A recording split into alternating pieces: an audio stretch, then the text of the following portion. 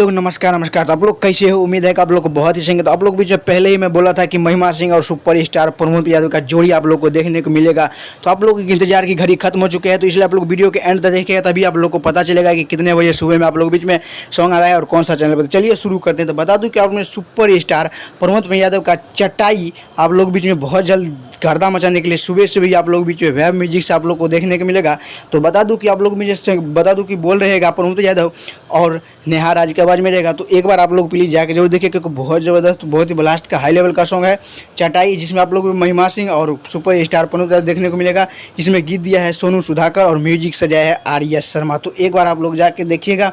और हाँ, आप लोग अगर आज जो कल जो सॉन्ग छूटा है आप लोग बीच में, ये आप लोग बीच में सलाई के खोला नहीं देखे हो तो जाके देख सकते हो। एडियो सॉन्ग आप लोग में छूट गया है डमरू फिल्म से, वो भी जाकर देख सकते हो। उसका वीडियो भी जल्द आने वाला है। मैं पहले इससे पहले वीडियो में बता दिया हूँ सुबह में जो वीडियो छोड़ा हूँ।